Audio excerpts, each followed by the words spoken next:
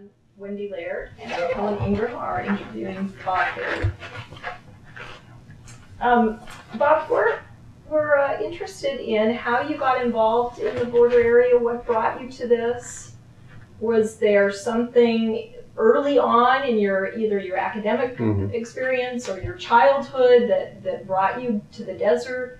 So what's your history and how did you arrive here? It was my academic childhood, I suppose you could call it, but it was really Helen, because up until 1984, when I was at the Office of Arid Land Studies, my interests were really purely international.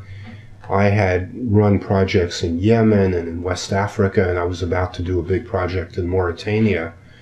And I really didn't have any experience in our own region in looking at desert arid issues. And then what happened was there was a fellow at the Office of Arid Land Studies whose name was Jonathan Taylor. You probably remember him, Helen. Jonathan Taylor, who was a geographer. And he had just recently gotten a contract from the Arizona Department of Health Services to try to convene a conference looking at the Great Triangle on the U.S. Mexico border, a little bit southeast of Tucson. And the issue was that there was a new smelter being built in Mexico to complement the two existing very old smelters, 1890s era smelters, and that this new smelter was going to be built without any pollution controls. And so a number of people, notably some NGO types in Arizona, were very upset at that. And they began making noises, and one thing led to another. They got to EPA, and EPA provided some money to the State Department of Health Services to convene a big meeting at which all of the interest groups would be represented. And what happened was that just as the contract was being inked, John Taylor left. And so the head of the office, Ken Foster, came to me and asked if I'd be interested in taking it over. And those were before the days that I'd learned not to worry about being presumptuous. And so I said to him, but Ken, I know nothing about this area. You know, like, if you want me to talk about India or Niger or someplace like that, I'm really good, but I don't know anything about this region. He said it didn't matter because he knew that I had good organizational skills. So that was in June of 1984. And we began planning for this event that eventually took place in January or February of 1986. Helen was one of the PIs, and there was an organizing committee, and we brought together a lot of people with whom we've stayed in touch, people like Roberto Sanchez, and Dick Camp, of course, he was the one whose outrage initially got everyone excited about this.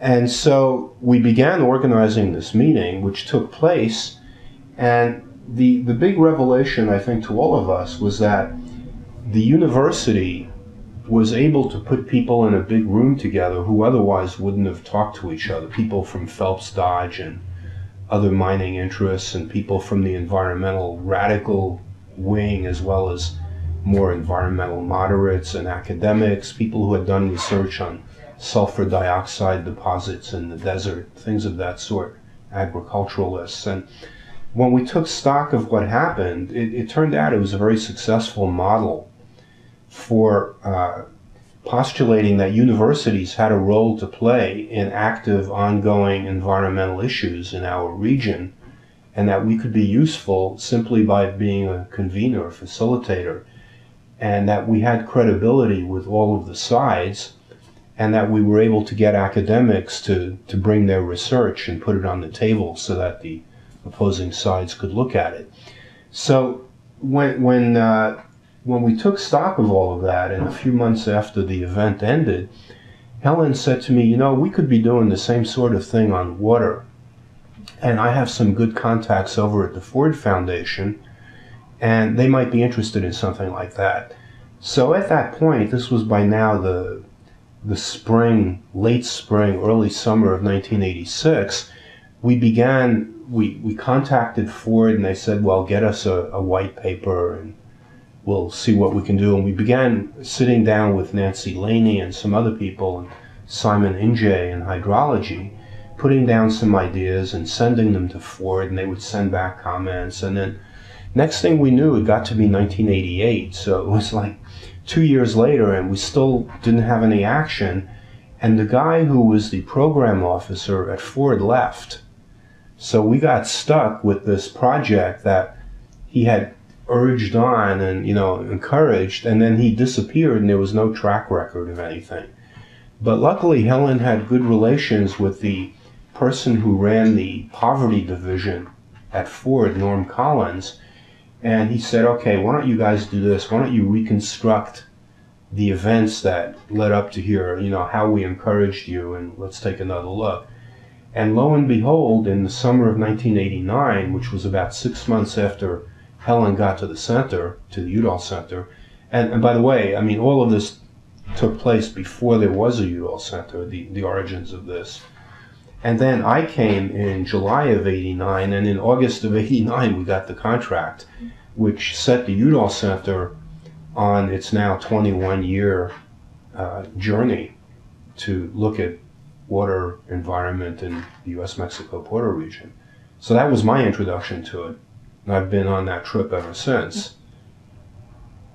Why did you go into arid land studies? What was that? Well, that was a whole other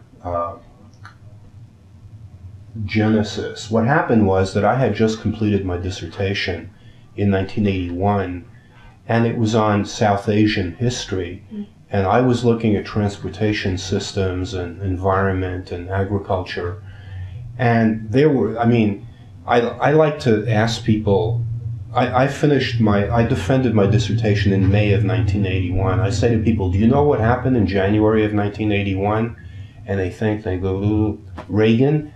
That's it, Reagan. Well, Reagan happened in January of 1981. And at that moment, all the floodgates just shut on most humanistic social sciences openings at universities. So there was no hope of pursuing that. And just then, somebody at Arid Lands that I knew was involved in a project for the Man in the Biosphere program, doing environmental profiles of developing countries. And they recruited me to do one on Pakistan, which I knew very well because I had lived there for a while. So one thing led to another, and I wound up making that into a 10-year stay at the Office of Arid Land Studies and getting introduced much more to hardcore environmental policy and developing country agricultural type issues. Well, and so it was from there that I came to the Udall Center. I'm thinking that no one else in this that we've interviewed knows anything about the Ambos Nogales project. Which That's probably we true. were thinking about interviewing Sherry Sass and then kind of bringing it up to date to the other things you've done. I think that might be helpful. Okay. Well, the Ambos Nogales project was the project that we came up with as the sequel to the air quality smelter project, and that was the one that was initially funded by the Ford Foundation. And essentially what we were trying to do at the start was to look at how water was being managed in a binational setting where there were two towns that were right next to each other that were not separated by a wall or a fence at the time. There was a fence, but it was penetrable and it wasn't anything like the current wall. And we'd been hearing rumors that relations between the governments and the populations were quite cordial, unlike other places in the border, and that there had been a tradition of collaboration across that border on issues like fires and water provision, drought, and things like that. So that got us interested. And we designed this project that had several different prongs where, on the one hand, we were trying to look at what were the formal and informal linkages for dealing with water issues. And at the same time, we got convinced by our activist friend Dick Camp to look at potential pollution issues that were being caused by maquiladora activity in the Mexican side in Nogales, Sonora. And so he convinced us to add a water quality testing component to the project that was not written into the original proposal. But it turned out to be very useful because what it did is it enabled us to get people from the official water community in Arizona, the Department of Water Resources, together with their counterparts in Sonora, again via academics, via hydrologists, particularly via Simon Injay, who had a long-time interest in Mexico and had a joint appointment at one of the universities there. So what we did is we facilitated a process where there were samples being taken by a joint team of Mexicans and U.S. people adhering to set protocols, and then we were able to look at the results and put them into a big document that we made available, and those are still available, and they're now of historical value. And when we did that, we realized at the same time another thing that was not in the proposal, that a lot of this stuff, all of it really had spatial components. And so wouldn't it be interesting to try to put that onto a GIS?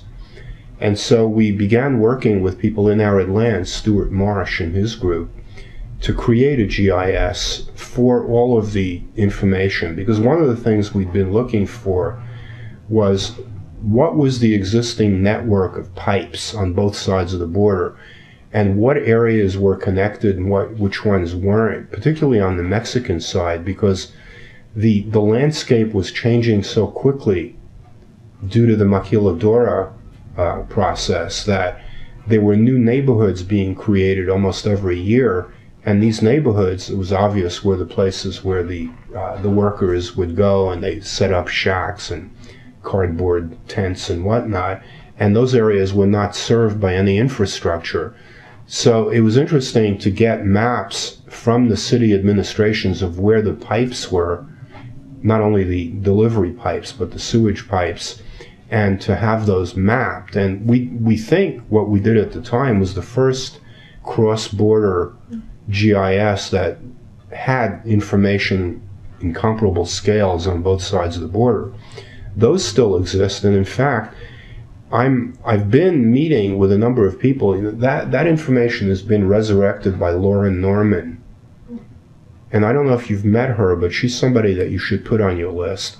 She's a PhD from the School of Natural Resources and Environment, who now works at USGS, and she's done a lot of work mapping colonias on both sides of the border, work funded by the Department of Housing and Urban Development. And she's now working on an environmental health project, and she's a GIS person. So she's actually incorporated some of our GIS stuff from 1989 to 1993 into a much newer thing. And we're trying to set up a meeting with Francisco Lara, who's still in the picture, and he's another guy that you should probably add to your list. He's now at ASU in the planning department. We just saw him. He came to a meeting that we had in Hermosillo 3 weeks ago. So he's very interested. I think he still has some of the raw data that I've tried over the years to resurrect that project and funded a number of people to try to put the two things together, and it just hasn't happened. But I'm still hopeful, because what I like about it is that data is now 20 years old, and it has historical value. It's like longitudinal, because things have changed, infrastructure has changed, and water quality testing, if it were done again, would yield different results. So that project really put us on a track to continue working on those kinds of issues. And one thing led to another, and before we knew it, we had about 10 different projects from the Ford Foundation between then and about 1998, so about 2 years after Helen left. That was when the Ford Foundation and most of the other foundations decided that there were greener pastures elsewhere, and they pretty much stopped funding research on the border. Might be useful to say a little bit about our Mexican collaborators. Yes. Well, one of them was Francisco Lara, and he at the time ran the Nogales office of El Colegio de la Frontera Norte, COLEF. And of course, his close collaborator and his co-principal investigator was Roberto Sanchez, who at the time, up until about 1995, was the director of environmental and urban programs at COLEF, based in Ensenada, so Tijuana, Ensenada. And they had their own grant from the Ford Foundation. I never quite knew how large theirs was. I don't think it was as large as ours, but... Remember, we insisted that they have a separate grant. We did, and both sides tried to insist that we merge our data, but it didn't happen. They wound up using a different GIS program, not ArcInfo. We used ArcInfo. And in the end, the two databases never truly got merged into a single one, which was a shame. Although I think we learned some things about building trust and cooperation in that project. Is that something you want to... Well, I think so, because, I mean, we felt that we had a really good working relationship with them, and... but it had to do with treating them like equals. We treated them like equals. We hired graduate assistants on both sides. They worked together. In fact, one of the people we hired was the son of Jorge Bustamante, if you remember. The young kid at the time was just in college somewhere in California. So it was an exercise in that, in building trust with a Mexican institution who was a co-equal in the process. And that led to forming a similar relationship with the Colegio de Sonora in Hermosillo, with Catalina Denman, who I saw was on your list, and her group. And Catalina, of course, went on to become the rector of that university. She's now stepped down from that. And we're still enjoying very good relations with that university. Our relations with COLEF dried up, mostly because COLEF closed their office in Nogales at around, 1998 or so. Now it's open again, but it's not what it used to be. It's not really a research center. Whereas what we did is we found a new colleague at the Colegio de Sonora, Nicolas Pineda, who is a water policy person who got his PhD at the University of Texas. And he's been a very good collaborator. I've involved him in 3 of my projects looking at water and climate in the border region, and he's been very good. He's been very forthcoming and very collegial and really a good friend. One of the outgrowths of that Ford money was also the RED, remember that? La Red. Right, it was. Although it was not the outgrowth so much of our Ford money. That was money that Dick Camp got together with Catalina and Rosy Caudillo. So they formed a network, which at the time was quite unusual. It was a network on environmental and health issues for this part of the border. And I think Ford had great expectations for it, and I think as sometimes happens, you get the wrong person in the position. And I think you remember Rosie, right? Oh, yeah. Yeah, well, she turned out not to be as good an administrator as she was whatever she did, a sociologist, I think, or PR. But in the end, the administration undid her, and she wound up having to leave, and the organization never recovered until I think it got resurrected some years later. But at the time, in the late 90s, it was really pretty effective at getting people, particularly on the Mexican side, tuned in to some of the issues, the environmental, water-related, health-related issues. And that was also tied into another organization that Dick Camp helped create, which was that Northeast Sonora Southern Arizona Coalition that was partly led by him on the U.S. side, and Hildardo Acosta. You remember him, and he passed away. Did you know that, Helen? No, I didn't know that. Yeah, he passed away in 2004 of cancer. And Miguel Angel Gonzalez was the other person.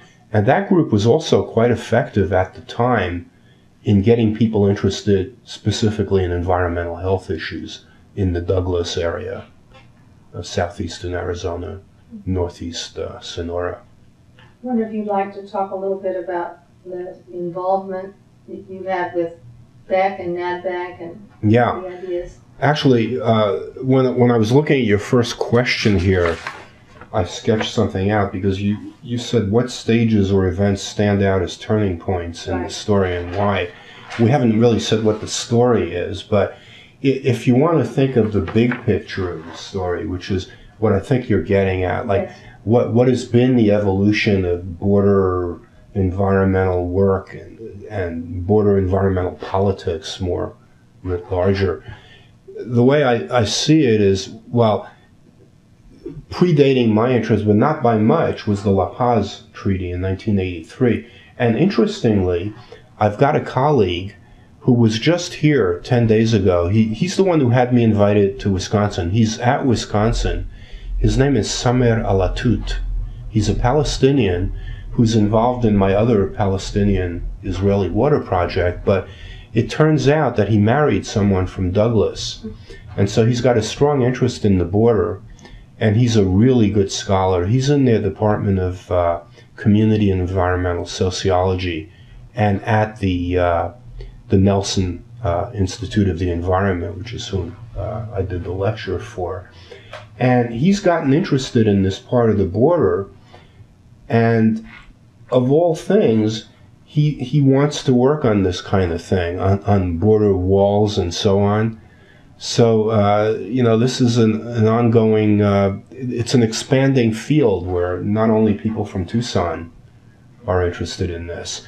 But when I started talking to him about this, he said, what I'd really like to do is a history of what happened what led up to the La Paz Treaty and what happened since then. So that is what he's going to write on. I've put him in touch with Paul Ganster and tried to put him in touch with Cliff Metzner, who at the time was the U.S. Author of the La Paz Treaty. And Paul doesn't know what happened to Cliff, because Cliff used to work for Paul Ganster at San Diego State. And of course Alberto Secoli, who was just at the meeting that Peggy was at Irvine. So Alberto is the other key person because he was the Mexican. So that was the beginning of really the consciousness, the first government stirrings outside of IBWC having anything to do with environment. The next thing, of course, was NAFTA. And that came into being in early '94, in January '94. And for us, it was it was a gift. It was a gold mine, because we had been talking about the advent of a free trade agreement for a couple of years before.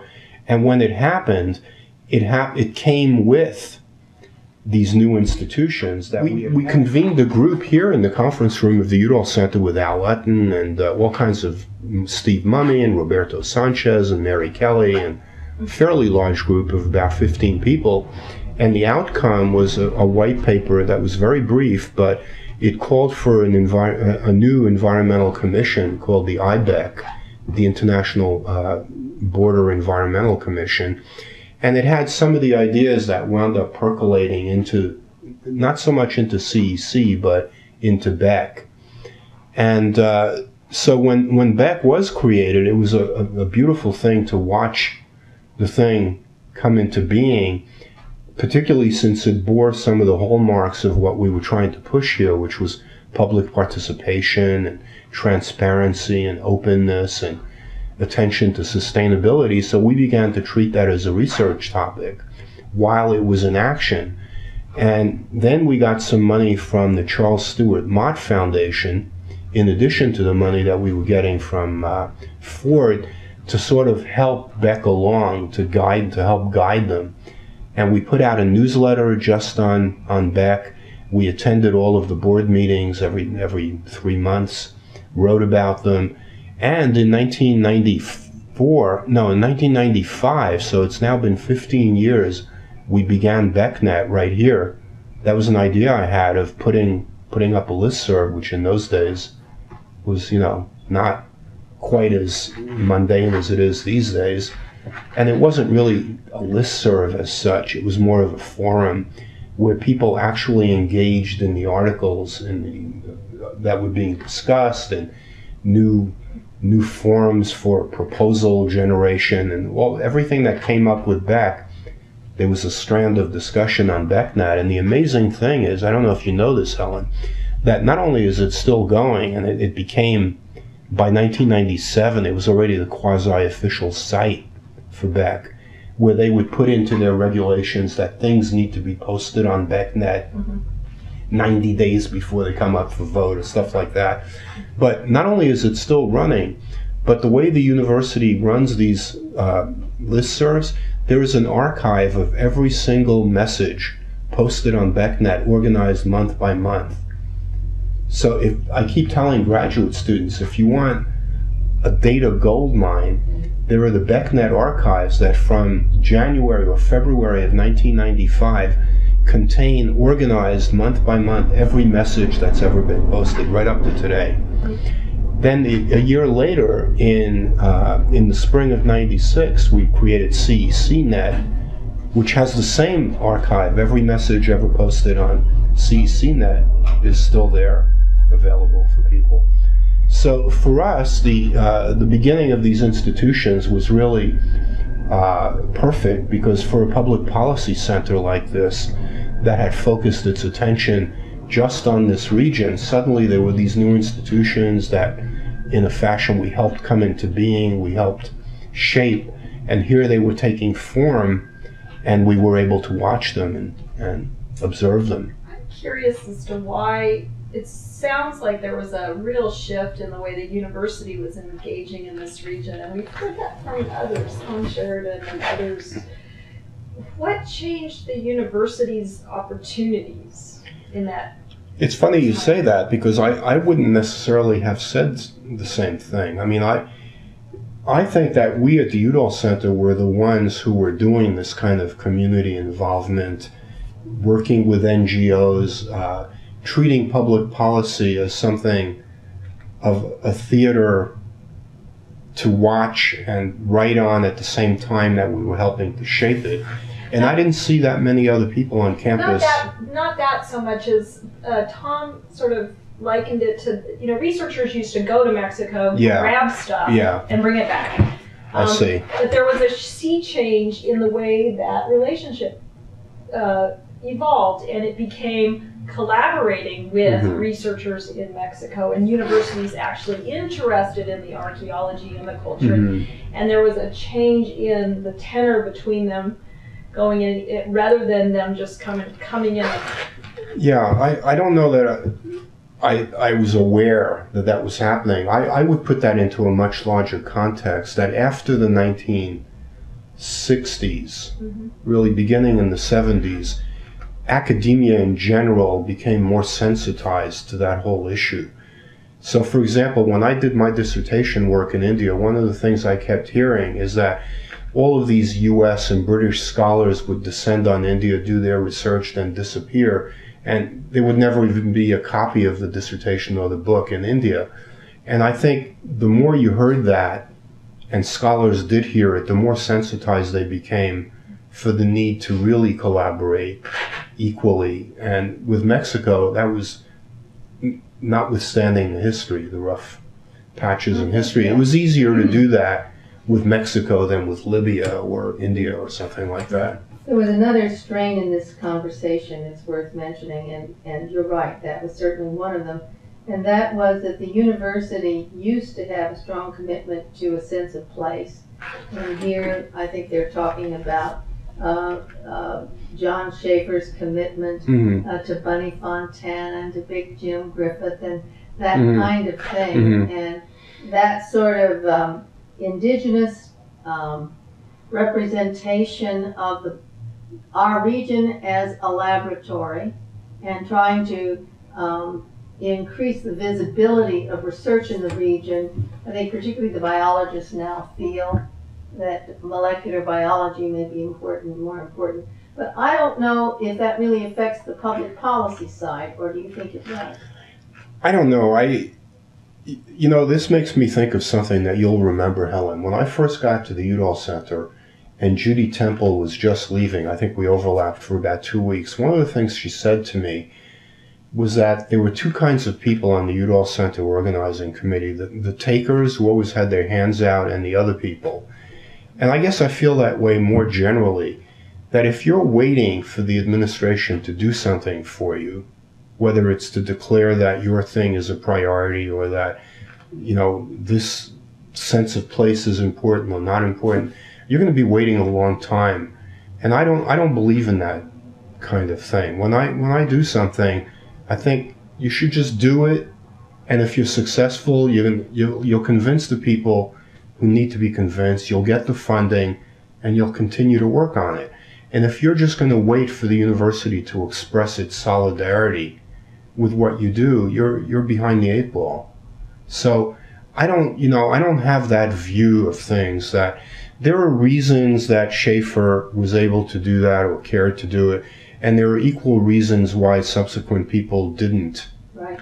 And I don't really think it matters. It hasn't affected anything we've done because we haven't relied on them to fund us to do that. Right.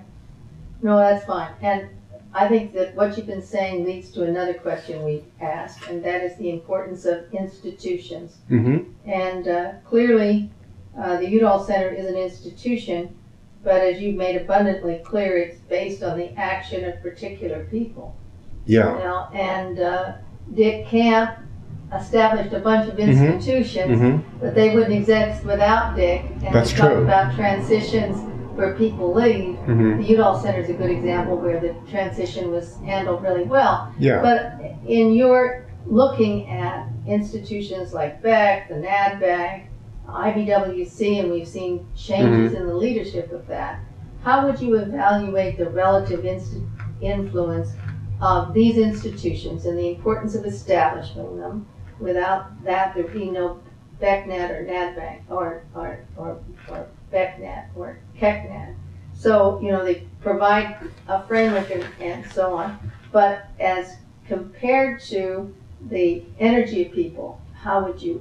I don't know if this is in the category of events, but what I alluded to before with the complete 180 degree turnaround of the foundations, that was a double whammy because that happened just before 9/11. In fact, I remember in the spring of 2000, I was invited to give a talk at the Hewlett Foundation by the brand new president at the time, Paul Brest, and there was still some hope in the spring of 2000 that they were going to put some big money into the border. They were interested in some of those trades of water across the border with Packard, and they just bailed out. Ford bailed out. And, you know, what they might have done is that they might have seen, particularly after 9/11, that with the government pulling out of this thing, they had more of an obligation, but they didn't. So I personally regret that.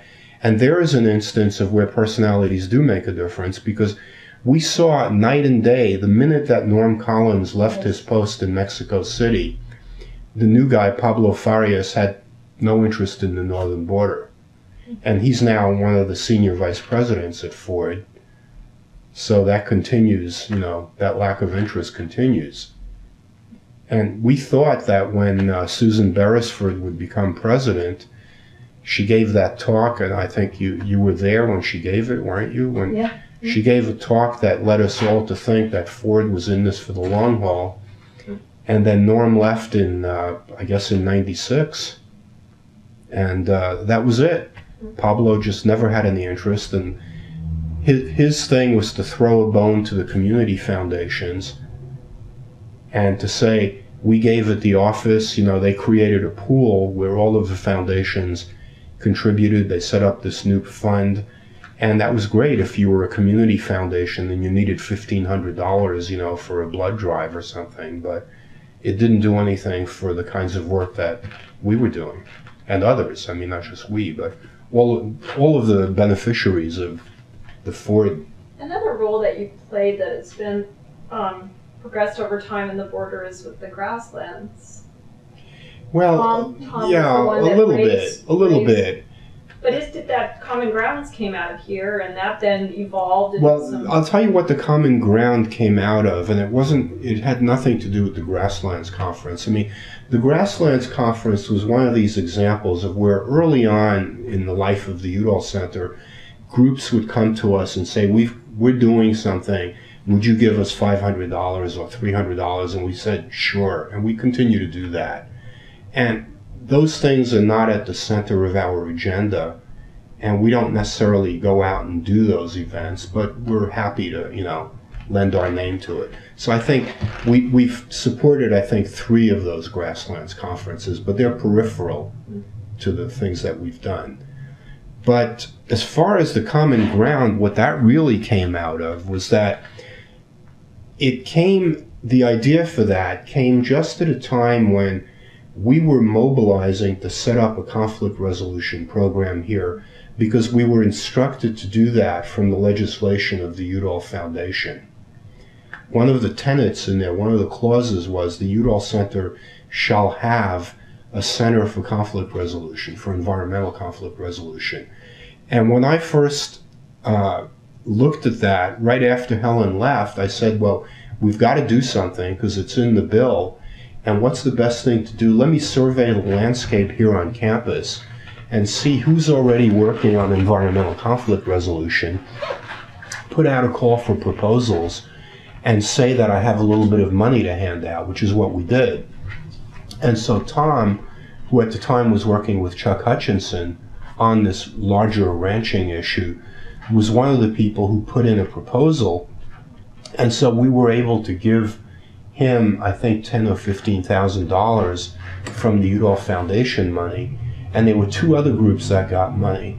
One was Bonnie Colby and Tamara Destray, who were working on water conflict, and the other one was Robert Glennon and Tom Maddock, which was really the start of Robert Glennon's long interest since then, doing his books on water conflict, because he hadn't really worked on water previously.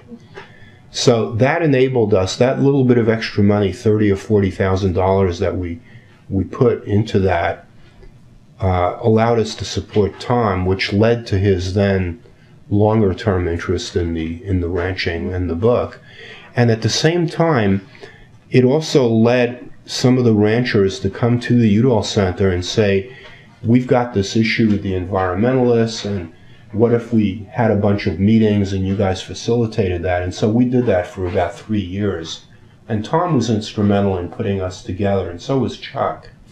Because Chuck knew some of the people, Bob Sharp, who ran the Green Ranch, well, not the Green Ranch, the other ranch, the other big one down in Santa Cruz. So we did that as part of the work on environmental conflict resolution. As you talk about these connecting roles that the Udall Center you have played, it occurs to me that you've mentioned some characteristics of people who are good networkers and who are able to move across these borders. And language is one of those. I remember when you and I used to have a common Spanish class. You mentioned earlier that we took together, so that's part of it. Another is the willingness to bring in other people and share the credit. Are there other things that you think that you talked about the proactiveness, the not waiting until the resources come to you. Seed funding. Are there other things that? Well, I think one of the strands that's run through all of this is this idea that the public should be playing a role in decision making about its own environment.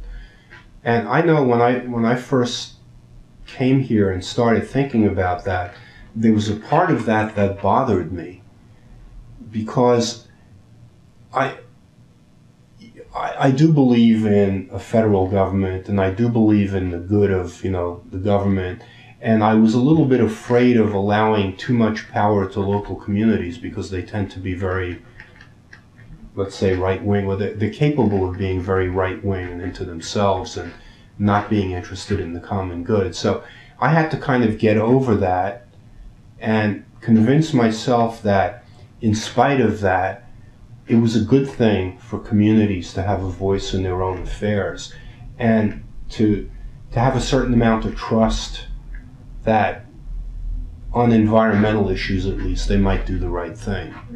And I think that that's been a continuing strand. We've always been interested in that. We're still interested in it. We still push the whole stakeholder thing. We're very into that with the climate work that we do, with getting information to the right people and making sure that the environmental groups and the community groups are part of this. So I think that that's an important feature of the Udall Center. And I think it's it's true as well, although quite different on the Indian side of things. I mean, they would be dead in the water if they didn't work collaboratively and completely involve Indian communities in what they do. Is the Udall Center then unique within the University of Arizona, or do you see other centers or institutions here on campus with similar capacity? It sounds like you don't get any administrative support from on high, so it's not like you've got... the word unique is always overused, but I'd say that it's unusual because most of the other centers or units tend to have a more purely academic mission, whereas ours is just as academic as anyone else's. We publish as much and in as good places as anyone else, but we also still feel like we want to have that connection. So other than extension, which would be the other analogy, I think that most of the units would not be like this. So it's somewhat unique. And as far as the funding, we do get, don't get me wrong, we do get support from the university, but what we've been able to do, and starting already with that very first year in 1989, is to more than match that support. And we're now up to a point of where, for the money that we get from them, we match it more than 6 to 1. Ooh. Which I think is also, it's not unique, but there aren't, particularly in the social sciences, it's going to be very hard to find a social science institution anywhere across the country with that kind of a ratio. Have you played a role cultivating the younger students in Mexico? Do you have fellowships or scholarships or people doing their work here that then go back? This is something that's hit a wall right now with this new or whatever it is, HB 1070? SB 1070. That's been a real problem because the university had just negotiated a deal with CONACYT to have a bunch of students sent here, and that just got killed. You did. Yeah, it just got killed. They're hoping to be able to resurrect it, and they're saying it's not completely dead, but the emanations from the Mexican central government are that stuff is all dead right now. And Joaquin Ruiz and the president are trying to say, hold your horses, maybe it's not dead, but they've gotten communications saying that that's not happening. Now, one of the big developments for the Udall Center is that we hired Laura Lopez Hoffman 2 years ago in a very nice arrangement with the School of Natural Resources and Environment. And I know that Peggy suggested you talk to her, and you should. You already have. Yeah. Well, one of her goals is to mentor Mexican students, particularly female Mexican students. And she has set that as a goal for herself. And she's got one right now, Kimberly Baez, who's working for her as a doctoral student. And she's going to do more of that, so we're going to look to her to do it. As far as one of the things that Robert Meredith has just done, you may have seen, are you on the listserv? Yeah. So you saw the thing that he recently did about students. We now have 20 students here currently. Now, I don't think many of them are Mexican. Over the years, we've had a few. It's been difficult because of the funding arrangements. There aren't that many Mexican students who come here to do graduate work in that field. I tried to hire Yamilet Carrillo some years ago, back at this time, during the time of that conference, and Bill Shaw wouldn't let me hire her. He had his hooks into her. And she's another one you should add, Yamilet, because I think she's either just finished or is about to. We have talked to Bill, and he has really made a great specialty of attracting. He has, right. Students. And of course, it's different because we put students on projects. They put students through a 5-year PhD program. So you look for that kind of thing more in the line departments that do the teaching. But if we're lucky, we hang on to students for 2-3 years. And we give them really good training, and They work with us on projects, they do meaningful work, and then we publish with them. Right. You know, I don't want to drop the narrative yet. I'm getting a little nervous, and in the sense that you've taken it up to this turning point, which is 9/11. Yeah. And the sort of fading in performance and resources of these institutions. Yeah. How do you view the future, Bob? There's some people who are very optimistic, saying that it's always thus. We've always had the ebb and flow of our relationships when economic downturns come. And we used to hear people doing Mexican research who would tell us about the past. You know, that's a really good question, because I'm a knee-jerk optimist. So, I mean, in the big picture, I call myself a cynical optimist, because I'm as cynical as anybody you'll ever meet. But I'm very optimistic about the world, about things in general. But you have to separate short-term optimism with long-term optimism. So I'll buy what Helen just said about long-term optimism with ebbs and flows, and we're definitely in an ebb.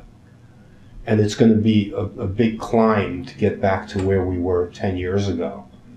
Because what I was talking about, it's not just 9/11.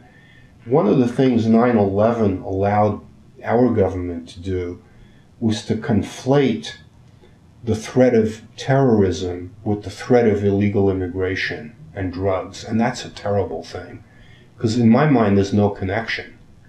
And yet the public is convinced that the reason for all these walls and weapons and all of that is that they're going to come across the border and bomb us or something, instead of just coming to mow our lawns or, pick our vegetables. So that's been a real problem, that mixing up of the threats. And then the other major event that I see in this set of points is that when Calderon became president in 2006, he immediately declared war on the narco industry, the narco terrorism. And I see that as a horrendous mistake, because what that's done is it's obviously upped the ante, and the level of violence on the narco front is unparalleled. I mean, it's orders of magnitude bigger than it ever was. And of course, I've always been really cynical about the attempts to interdict drugs and whether that's had any impact at all. And I've always felt that it hasn't. And if anything, it's increased the flow of drugs. So I think that that's been terrible, because now, on top of everything else, everybody's worried about narco-terrorists coming across the border, and again, that gets conflated with the immigration problem. So that culminating in the Senate bill, we're definitely at a low point. And when things conspire that way politically, it's very hard for these environmental agendas to get any traction or funding, because everybody's focus is somewhere else. So what good stuff has been enduringly left on the landscape of politics and binational relations by the 25 years? Well, one thing I see, and I see a lot of this, when I go to meetings across the border, and I look at the colleagues that we work with, and these for the last 8 years have been on water and climate, because I've had the series of NOAA grants and the grant from the Inter-American Institute. And so we've convened these fairly large workshops. The last one was the one that Peggy organized 3 weeks ago. I'm just really impressed with the colleagues and the level of collegiality between our people and the people on the other side. The politics doesn't come into it at all. Everybody said to us here, "You're going down to Mexico?" This was 2 weeks after the bill passed, and everybody was crazed and incensed. And our response was, we didn't think we'd be affected by it. And we were completely right. I mean, I brought it up because I made the welcoming comments, and I felt that it would be the elephant in the room. So I said something to the effect that we're all embarrassed by this, and this is not our politics, and we want you to know that we're with you and that we don't believe in this stuff. And that it was good. It cleared the air. Because for the next 5 hours or 6 hours, it was just like having a meeting anywhere else, and people got along, they respected each other. I think that over the years, with better educational opportunities, the cadres are better trained in Mexico. they're more able to converse on an equal footing on technical issues than when I first got into this. So I think on that's the grounds for the most hope, that above the fray, at the places where the academics and even the government people talk to each other, you don't notice any of that. They know that it's politics. So we had government people. Have you got any sense? I haven't talked to Steve Mummy for a while about the IBWC SELA and its state at this moment. You know, I've talked to him about it recently, and of course he was a bit surprised at who got named in both cases. He was surprised that it was Roberto Salmon, and he was also, I think, surprised at Drusina being named. I don't know if he's been able to, you know, we were hoping to get him here, and he was supposed to come just when he had his accident. Yeah. So he had to postpone it. We're hoping to get him here in the fall. One thing I should point out is that I've had a correspondence with him recently where I had the idea, and this was one of the reasons I fished out the white paper.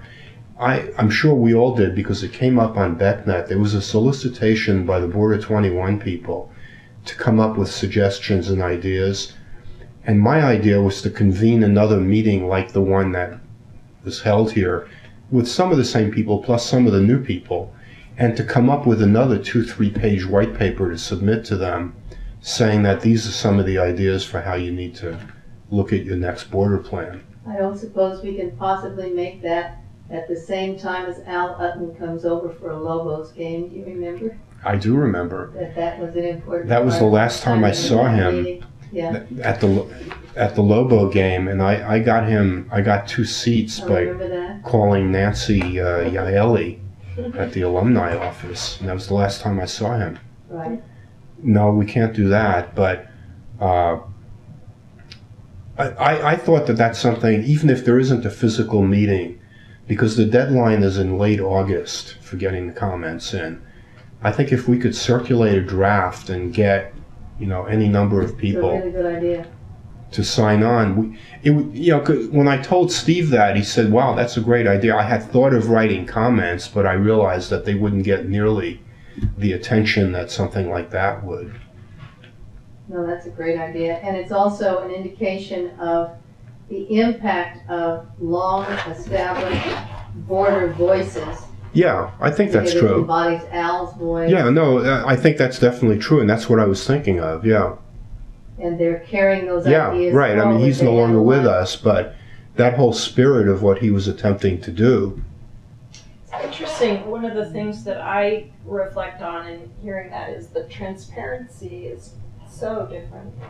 The level of commitment to public participation is so different than it was when I started in the border all those years ago. Yeah. It's expected, and there's just no question on both sides of the border, not just on the one.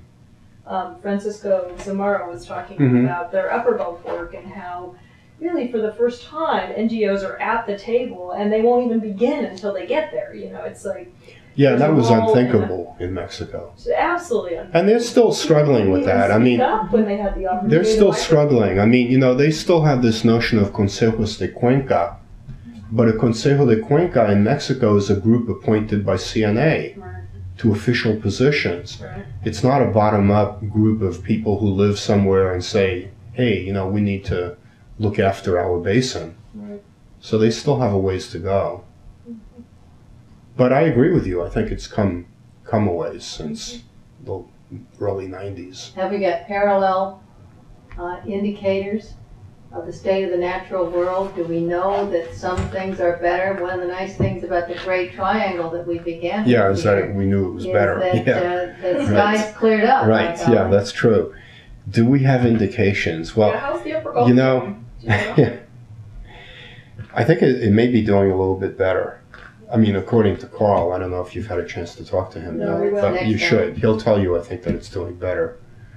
Because of that notion that Ed Glenn had, that it's not just how much water, but it's when you do the Right. water. That if you do it at the right times, it really doesn't take that much Right. to get things back. So I think they've made some progress in that. Do you think the reason, like the Biosphere Reserve, without that, we wouldn't have made the strides in this case in the Upper Gulf? In the Upper Gulf? Was it necessary? That's a tough one, because that gets to the question of what should be the balance between formal and informal events. And I mean, I guess I'm conditioned to think that you should, again, it's the same thing as the funding. You shouldn't have to wait around for the countries to negotiate things diplomatically for progress to be made. But if that kind of progress can be achieved, it's of course a good thing. So I think, the fact that there is a biosphere reserve clearly helps. It elevated the stature of that area for Mexico by thinking of itself as having an international reserve. Well, we've also heard as a result of it being in the UNESCO system, it's also been a place for resources from Mexico. Yeah, that's what I mean. That Yeah. once you achieve that status, then it's easier for the people who want to argue for more resources to get them. Now, another person you should add to your list is Ernesto Enkerlin. He's a good friend of Ezequiel's. And in fact, Ezequiel was going to invite him to be a fellow at Mexis for 6 months. I just saw him. Yeah, I knew you had. I just saw Ernesto again because I was invited to do a talk by Ezequiel when they had that exhibit of border wall photos. And Ernesto was the other one who was invited, plus the woman who did the photos. So this is something that he had just put together. So he was named by Fox as the president of the commission in December 2000, and he served for 9.5 years. He's a really good guy. He has a PhD from the University of Texas in ornithology. And he really knows the area. So he's been very supportive of the Upper Gulf stuff. I first met him because you have his contact? Yeah, I do. Yeah, I have his email address. He and I were in the same Hewlett group because at the time that Hewlett was still trying to decide what to do, they formed a group of university-based centers on environment. I don't know if you knew this. Yeah, I think it was From just as I was between 2000 to 2002. Yeah, right. And it included Patty Limerick at the University of Colorado, and it included the University of Texas, all kinds of places. So University of Wyoming, Montana. Dan Kemmis was part of that originally. Yeah. Well, it's a shame that they pulled out. Yeah, definitely. So I met Ernesto just before he was named to his position back then, when he was the director of Pro Natura for Northeast Mexico. And he was also a professor at Monterrey Tech, where he still has an appointment. That would be wonderful for us. Yeah. One of the things that you did very nicely in this interview is talk about the changing agenda of foundations. And you're one of several people who've talked about getting things started and having a kind of financial rug pulled out. Yeah, but I guess from the beginning, we realized that you don't want to put all your eggs in the same basket, and you really need to diversify. Having spent 2 years on this proposal, only to have. Well, that's true. That's true, but I mean, we were definitely, relying on Ford for many years. But the more credibility you get, the more you're able to apply for other things, and so. You do this here and that there, and next thing you know, you've got 6, 7, 8 different sources of funding. And if one of them dries up, you've made up for it. That's not everybody can do that, but it's what I always tell the younger people too, that it's the same with publishing. You've got to publish, because if you want people to know who you are, they've got to be able to read your things, and then one thing leads to another. So it's a combination of doing a project, doing good work, publishing stuff from it, and then applying for another project with a different agency or organization. Well, you've certainly been So- successful at that. It's been an amazing ride. Yeah, it has been. It's been great, and I've really Yes, enjoyed yeah. it. And, Proud to have been associated with the beginning in it and Yeah, so involved am with I. what it's become. It's really, really wonderful. Yeah.